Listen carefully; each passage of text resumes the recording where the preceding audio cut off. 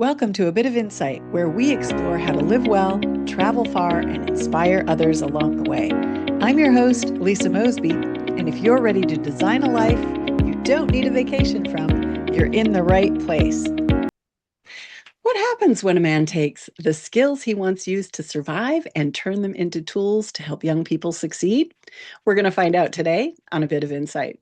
I'm Lisa Mosbey, and today's conversation is about second chances, youth opportunity, and what it really takes to help young people build a future they can believe in. My guest is Clement Benedict, founder and CEO of LearnEdge Unlimited, doing business as the Role Initiative. Clement's work is focused on creating pathways to success for all youth, especially underserved urban youth who need practical life skills, career readiness, and people in their corner who understand what's at stake. Clement brings powerful life experience to the conversation today. As a formerly incarcerated entrepreneur, he has watched the very skills he once used in the wrong direction become transformed into tools for leadership, service, and impact. Today, we'll talk about theory of change, reentry after incarceration, youth workforce development, and why preparing young people for life is not just a program, it's a responsibility. Welcome, Clement. Thank you so much for joining me. That was a long introduction, long time for you to wait for it, but we're here. No worries, no worries. Thank you. Good morning. Thank you for having me on the show. My pleasure. And you know what? I'm going to start with a really easy question. Sure. Not, here it is. How hard was it to be so vulnerable and share your story in service to others? Oh, wow. So it was very hard, right? Hearing a story of being formerly incarcerated may go well in certain communities, because the tides have shifted and now we're really getting into to helping reentry. But at the time I was sharing my story, or living my story, it wasn't so glamorous. People are looking like, okay, yeah, you're changing, but this is the worst thing you've ever done. And like, that's horrible, sort of thing. So it's very hard to share the story because you're scared that somebody's going to judge you for the worst thing you ever did versus judge you for the change that you've gone through since you've done that thing. And how did that feel when you were going through it? What inspired you to keep going? Because I don't think a lot of people would. In fact, I know a lot of people have quit once they start getting some negative feedback or judgment or just pushback. How were you inspired to keep going? Um, Inspired, not being broke. The best way Fair. not,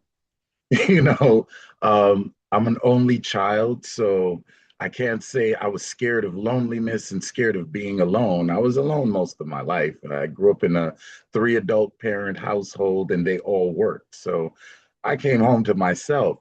Um, it was really, I have, at the time, it was just my two daughters.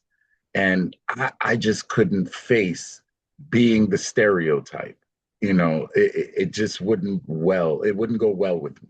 The stereotype of being the deadbeat dad, the stereotype of being the broke guy, the stereotype of just throwing my life away because life beat me down and I felt like somebody had their foot on my neck and I was too chicken to fight back. I'm sorry, I'm not a quitter.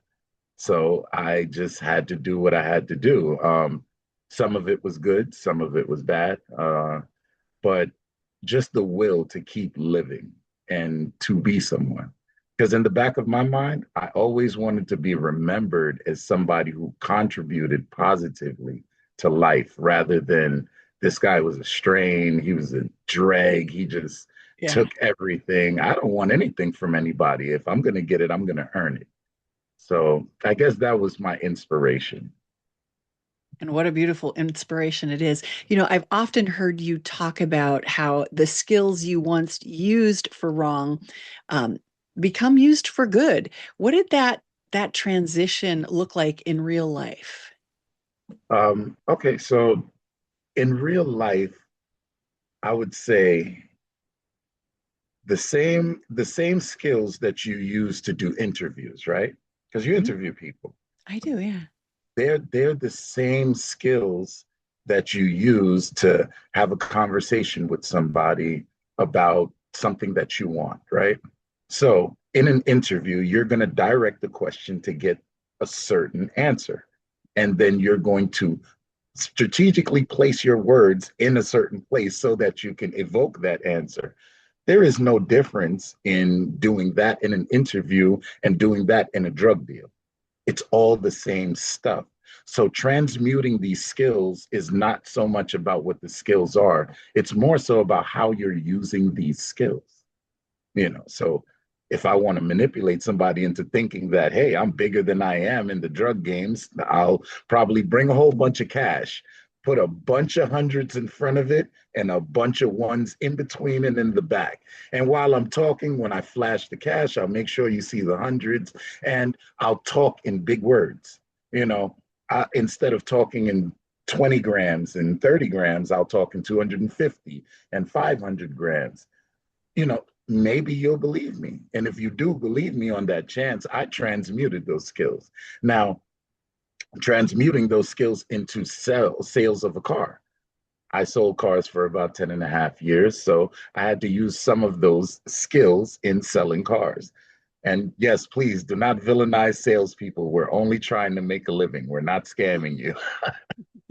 um, Either which way, if I'm speaking to somebody, my aim is to sell this car right here, right now. Not tomorrow, not next week, not next month. That might fly down in Florida or somewhere else. But in New York, you come in today, you leave today with the car. So I had to get creative. That's what you do. You get creative. Instead of, oh, I have a $4,000 rebate that I can give you. It's no, this car costs $2,000 over sticker price. However, what I can do is give you a $6,000 rebate. See how I just switched my words? I created $2,000 worth of value in less than a second if you buy it. Yeah. I've been in sales my whole life. Thank you for defending salespeople as an entrepreneur. Same, yeah. People always like, you manipulate people. It's like, I really don't. You talk good. You're a fast talker, and it's like, no. My dad gave me the language at such a young age. I wasn't allowed to use words like can't or shouldn't. It was like go out and do, and try. Forget it. He was little Yoda before Yoda even existed. There is no try. You go do it, girl. And Absolutely.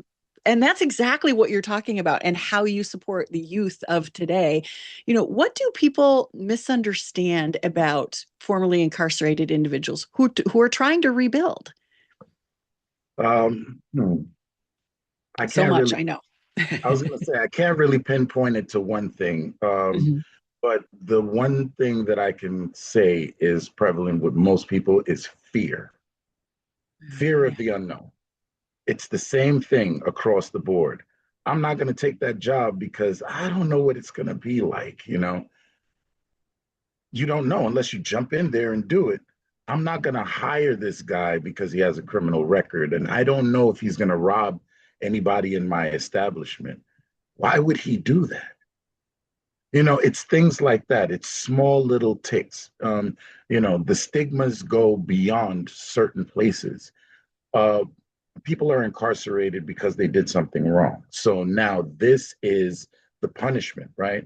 So incarceration becomes you're supposed to go and learn how to be a better person. That's where rehabilitation was supposed to come in, right? And the facility that you go to, you would think that's the facility that's going to give me the rehabilitation. Yeah. However, rehabilitation is for the individual. They send you to prison as a punishment. And then while you're in prison, you're punished again. So now when you come out of prison, you're being told, find a job, be a positive member of society. However, when you're out looking for a job, everybody is looking at the last thing you did. He just came out of prison, and he came out of prison for what? That? No, I'm not hiring that guy. He's not going to do that here. Why would he apply for a job to come and commit the worst thing that took years away from his life? Why would he do that? Why would you even think he would do that? You get what I'm saying? I do, It's I do. And sometimes it's people have like to. If you have to put food on the table, and you don't have any money, sometimes you're even the best of us are forced into situations where we have to make life or death choices to survive. right. And the the crazy thing about it is nobody knows how it feels until they're actually going through it. Right. And I've had these conversations with former politicians. I've had them with former bankers, and these are all people that I was incarcerated with, and they committed crimes, some involuntary, some voluntary. However, they never really understood what a person who's been incarcerated goes through re-entering society until it happened to them, Hmm. And you some of know. those, it wasn't a life or death situation that brought them there. It was perhaps greed. I have no idea. I haven't interviewed any of And those folks, some, but yeah, some whatever were it like, was. some were greed, some were even just as simple as an accident. I It's know. an I accident. never thought about it. I never thought about the accident piece of it. Yeah.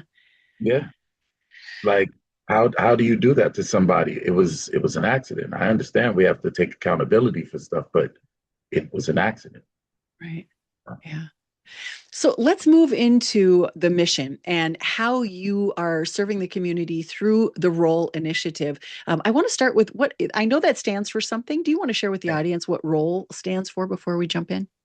So role stands is an acronym for responsibility, opportunity, leadership, and empowerment. Um, Everybody in life has a role to play. That's kind of how we shape just the conversation about who you want to be. Um, when you ask most youth, what do you want to be when you grow up? We get a bunch of different answers. Some are great, some are not so great, you know. Um, but then when you ask them, okay, so how are you going to get there? That's when the deer caught in headlights stares start coming. It's like, well, I mean, yeah, I'm gonna just make a lot of money. I'm just okay, how? When you start asking the how question, it's like, I don't know. And we don't expect them to know. However, who's going to teach them? Who's going to guide them in that way?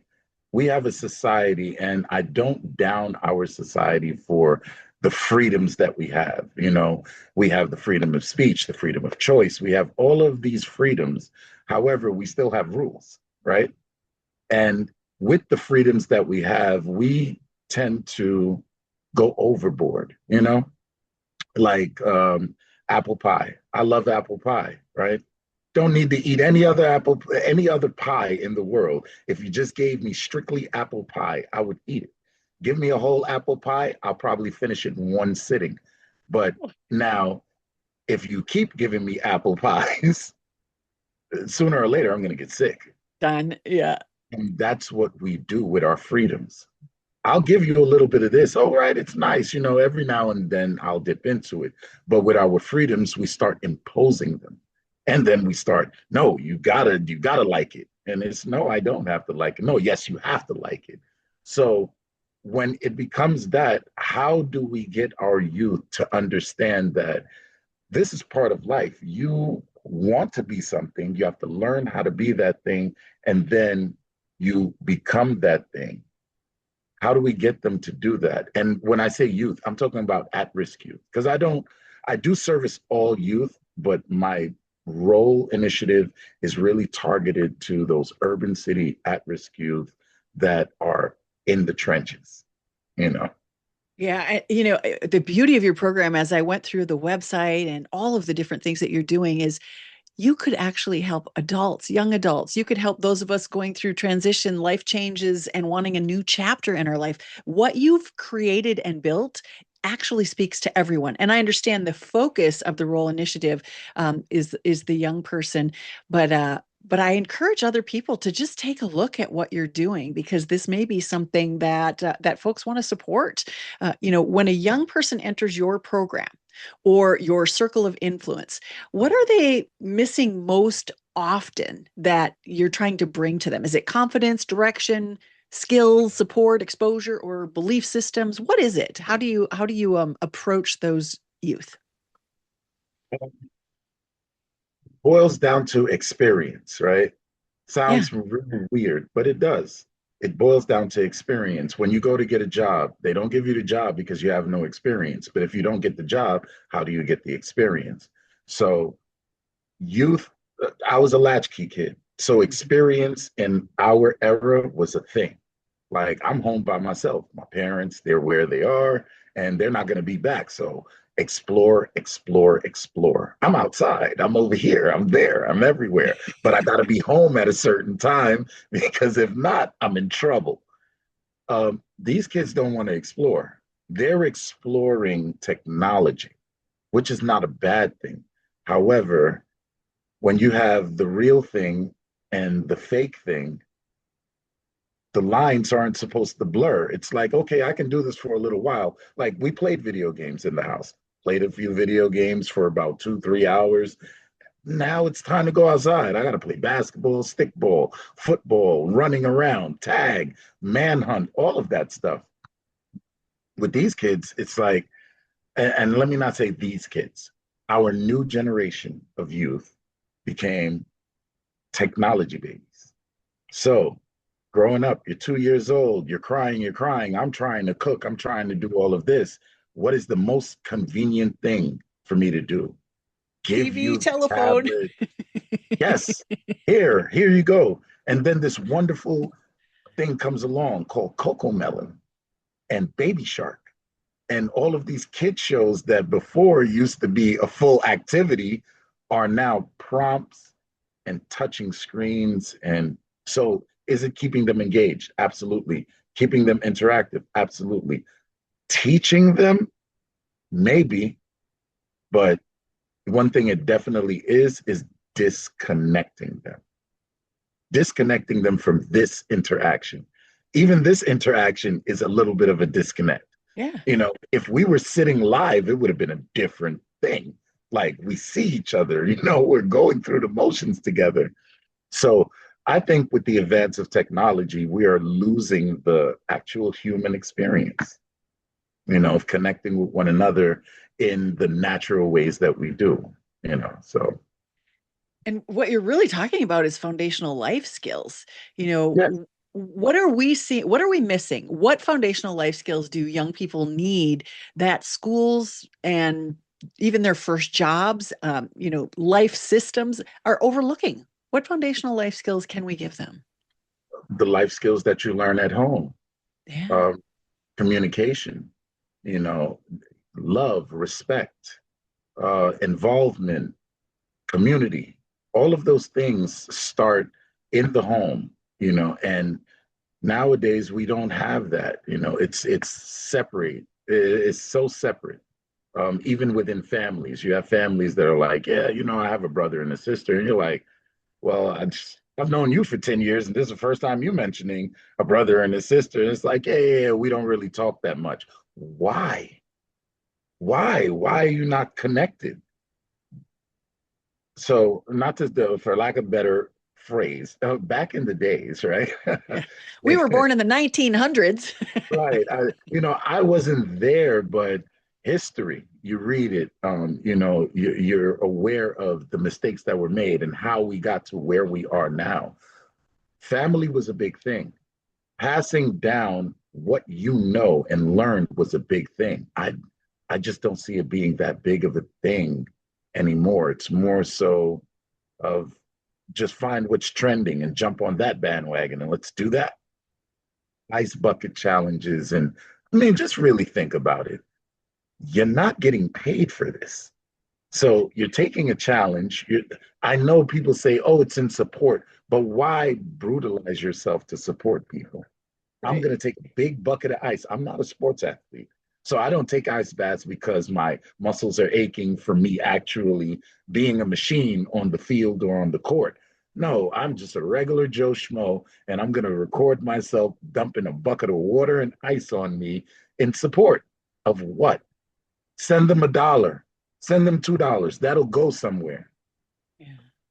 We I can just affect think that change. I think and this is going to sound crazy because I am not quote unquote a well learned individual with letters behind my name and stuff, but human society, I believe, is regressing. Yeah. We are Yeah. seeing that in so many ways with our youth. We are. Yeah. They're younger and younger. Hmm. Crimes, not just crimes, like just being a system involved, all of these different things. It's crazy.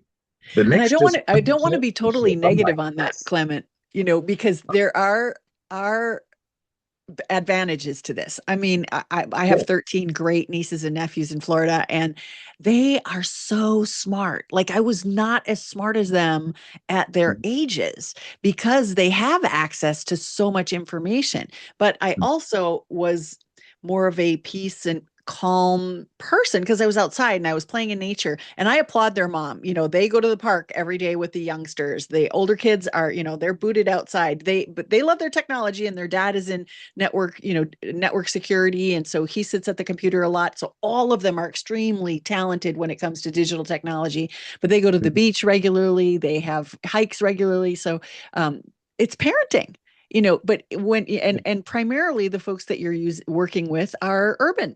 And so, we don't necessarily have those same available things to do. Like, there are parks in the city, but do kids really get out and do that? Do they go play tag? Is there a security issue or safety issue for letting our youth outside without guarding them and being there?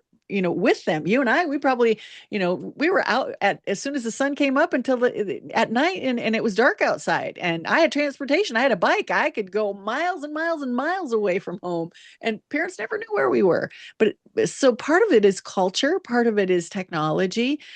You often talk about the theory of change, um, Yes. that it's one of your key topics. How do you define that in your work?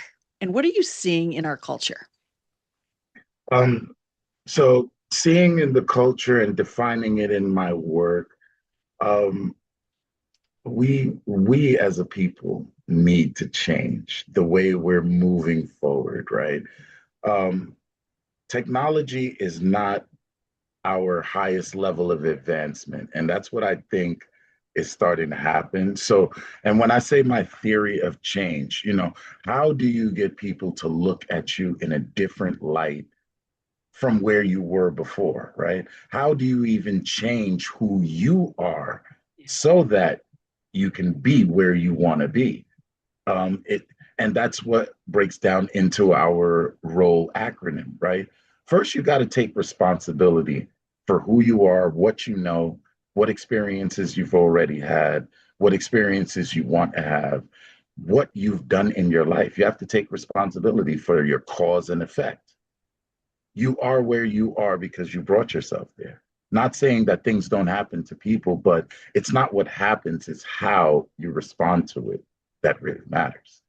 Then opportunity. You have to seek it. It's not going to fall out of thin air, and I tend to see that trend happening. It's like, I'll know it when I see it, and it'll just happen, and I'm just going to let it come to me. You're just going to let poverty come to you. I don't know what else you're waiting on.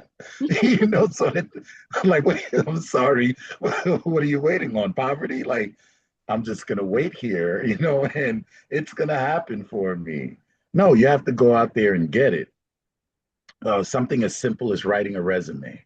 I knew how to write a resume at 14 because not only were my parents like, this is what you need to succeed in life after you turn 18. You want to sit here and talk about, I can't wait till I turn 18 and I can move out. And my parents always asked me, how? How? Before they asked me why. That was in my growing up phase before I hit adolescence. Once I hit adolescence and I started making these bold claims, the question shifted from why to how, because it doesn't matter why anymore. Now it matters how, because you said you're going to do it on your own, right? So I don't want to know why you want to do it anymore. I want to know how you're going to get it done. And the how will stump people all the time because the best laid out plans, you can chat GBT it, put it on Manus, you can dole it out, you can have tons of experience. That doesn't mean it's going to go that way. It might go a different way. You have to build contingency. So back to what I was saying, experience. These kids need to experience life, and not just the things that we ruminate about when we're in our teen years. Of what we're thinking about. We're thinking about all the things we're not supposed to be thinking about. So Experience gives us the skills, the life yes, skills that we need. It gives us those life skills. exactly So, what in it the does. theory of change, real quick, what has to change first? The young person, the environment around them, or the opportunities available to them? None of that stuff. None of that stuff. Okay. The mindset. The mindset. How I a knew you'd person catch me. Yeah. How a person thinks determines where that person's trajectory is going to go. Yeah. I was thinking like a criminal. That's why I went to prison. When I started thinking like a father that was ashamed of the things that he did, I started becoming a different person. Now I'm not making decisions based off of I got to provide, and the only way I can provide is if I do these nefarious things because the man won't give me a chance because I did this in my past and it wasn't even my fault. That's the loop of the story that people start to tell themselves sometimes. And then next thing you know, you box yourself into the position of doing nefarious things for financial gain. But when you make the decision to, I'm not doing that anymore. And I don't care. I'd rather be broke and I'd rather everybody make fun of me than to sacrifice my freedom, sacrifice my dignity, my integrity to go and do something so I can gain a few dollars. It's not even worth it because the gain you gain can be taken away the very next day. Mhm.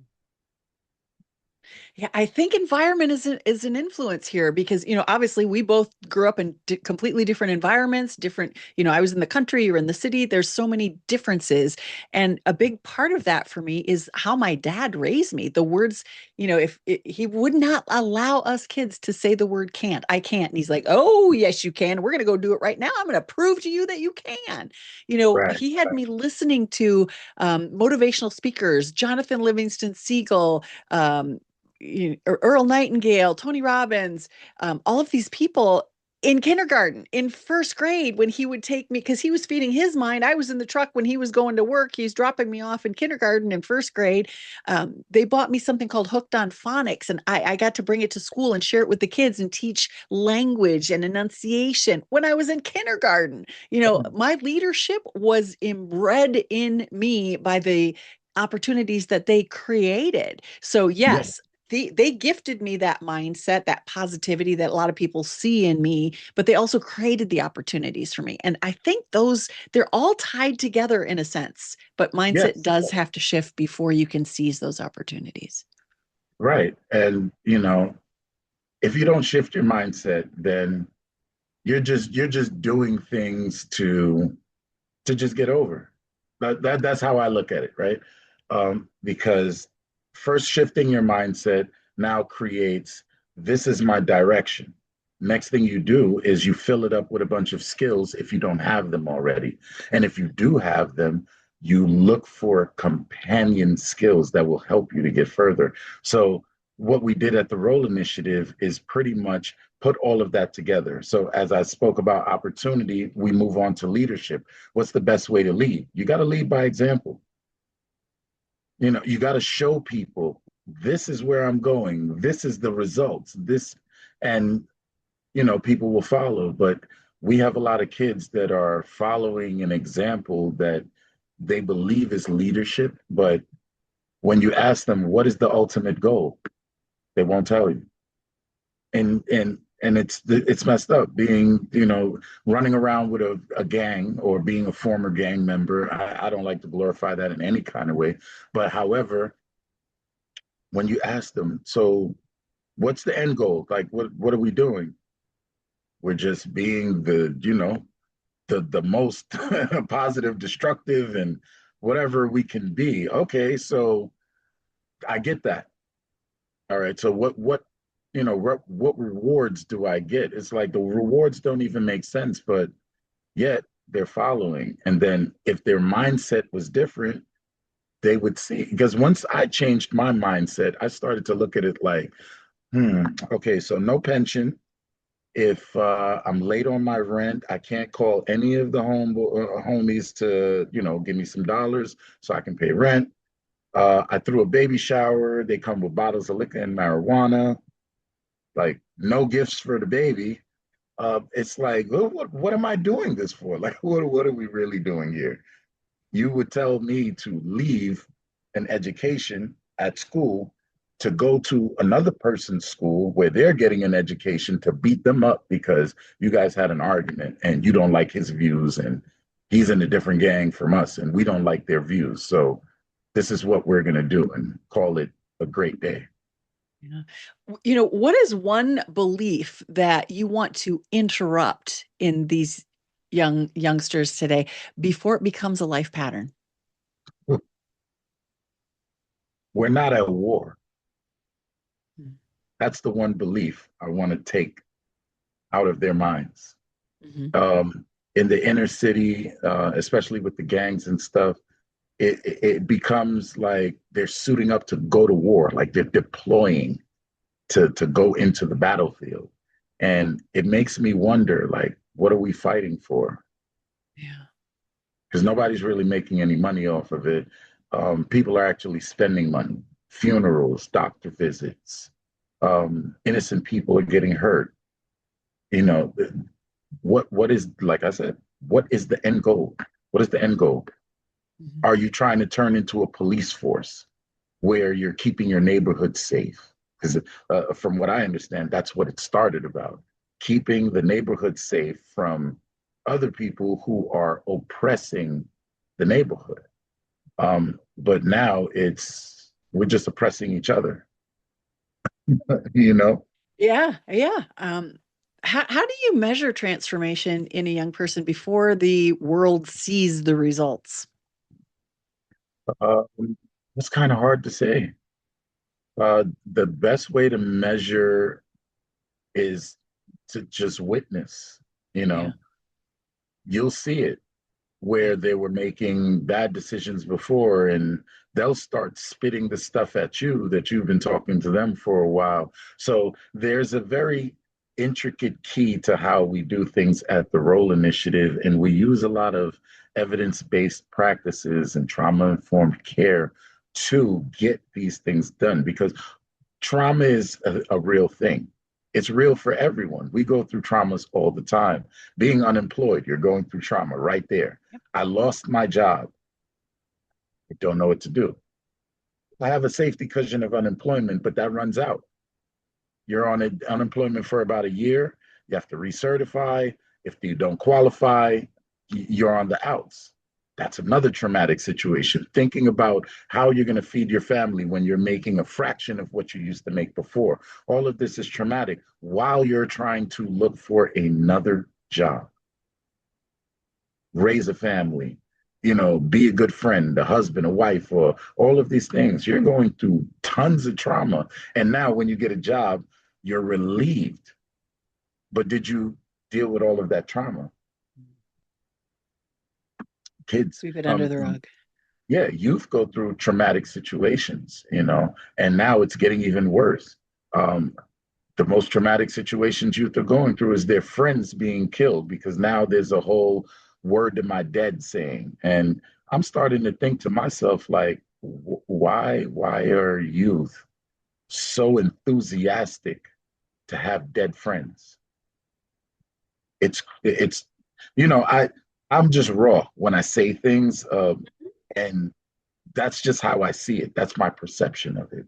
You know, And it's I part of watch. the music. It's, we they hear it and they talk about it.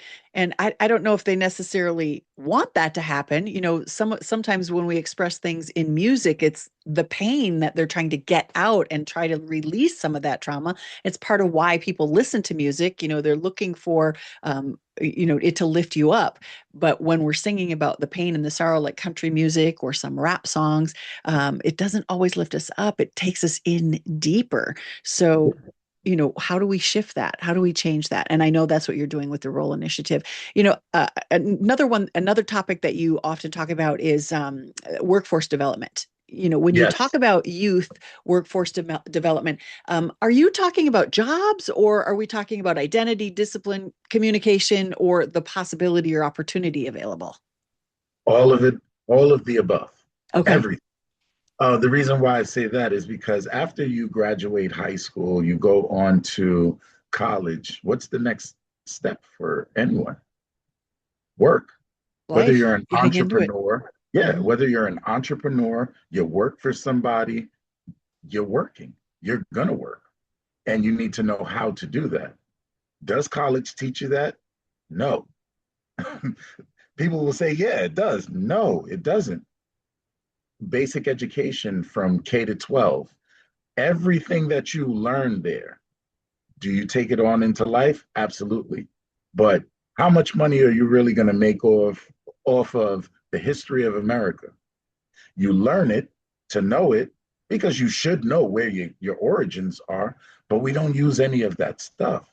So teaching it year after year and expanding on it year after year more and more, I get it. It's our history, but we can go and read that. We can go look that up. What we actually need to know is how do we, look at that history and don't repeat it? Yeah. How do we create new, innovative ways to not repeat the mistakes of old? And how do we not create new mistakes, trying not to create or recreate the mistakes of old?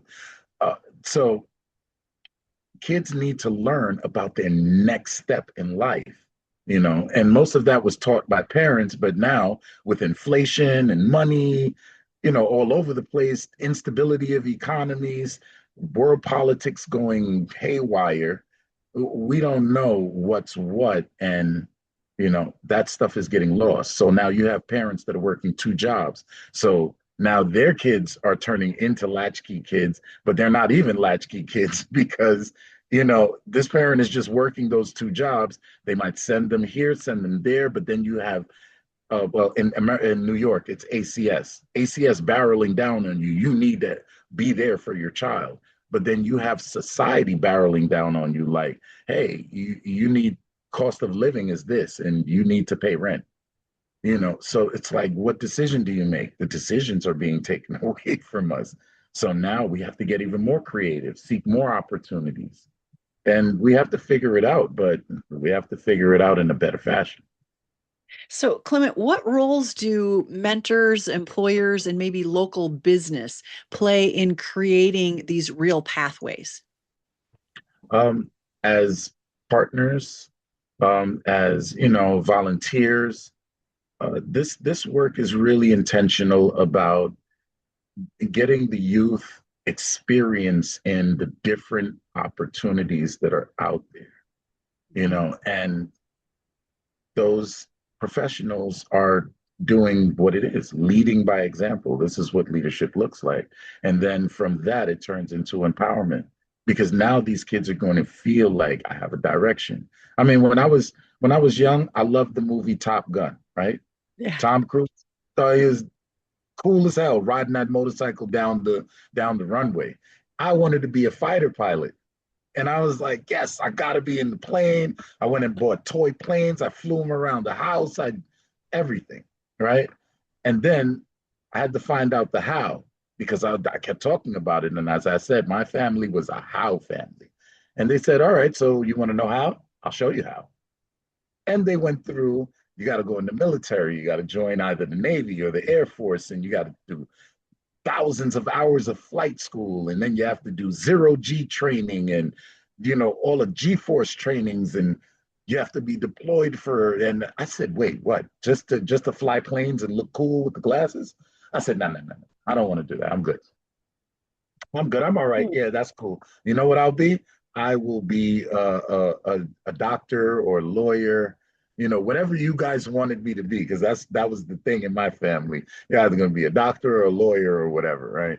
Found out didn't like blood. I No. can't. I can look at my own blood, but if somebody else is bleeding, I won't panic because innate in me is to save your life. But after I save your life, I'm gonna go somewhere and have a moment. I'm gonna freak out. I know I'm going down. I'm a freak out. But and I saw I couldn't do that.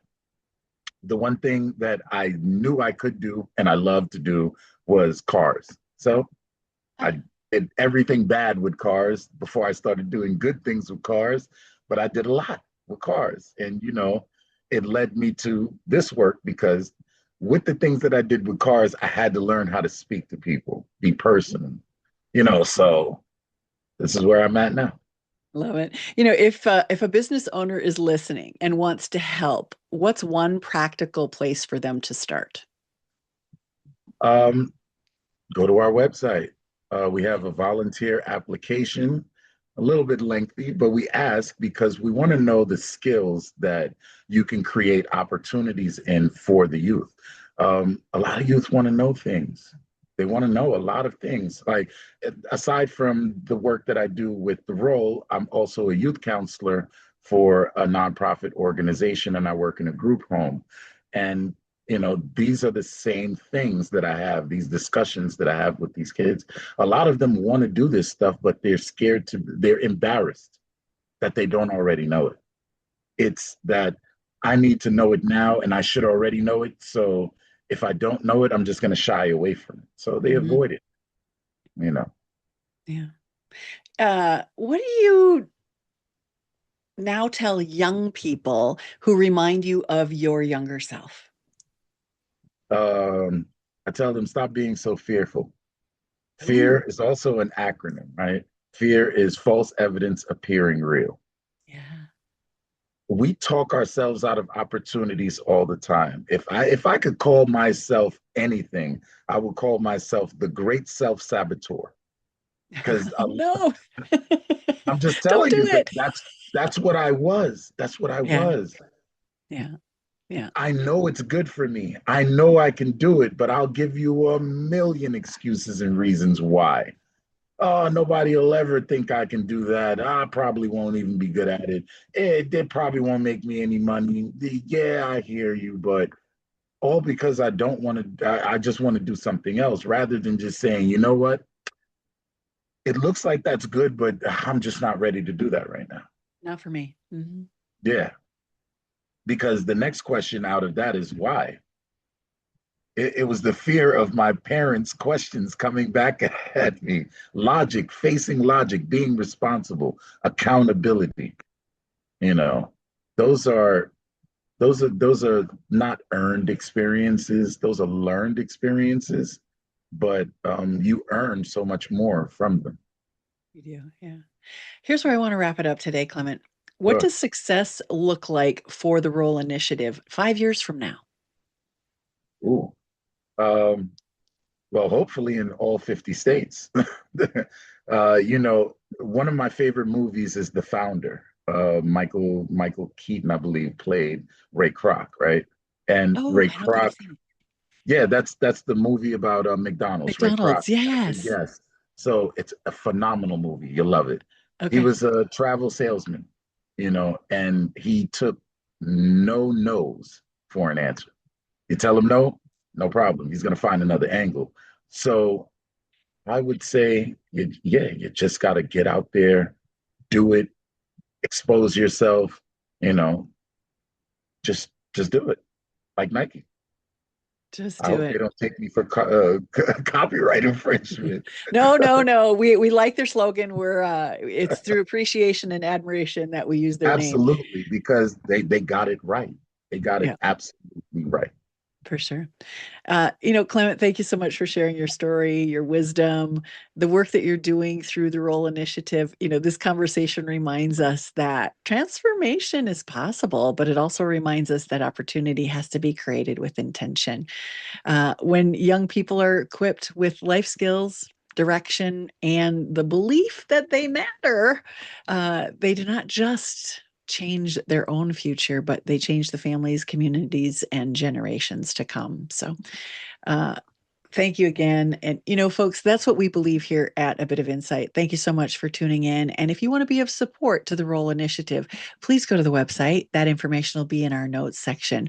Thank you so much for joining us today. Until next time, live well, travel far, inspire others, and keep looking for the places where your story can become someone else's pathway forward.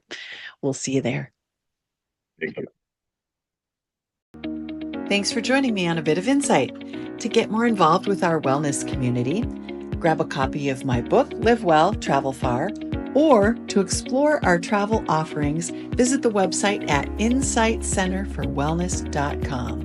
And if today's episode gave you something to think about, leave a review and please share it with a friend. This is Lisa Mosbey reminding you to live well, travel far, and always follow your insight.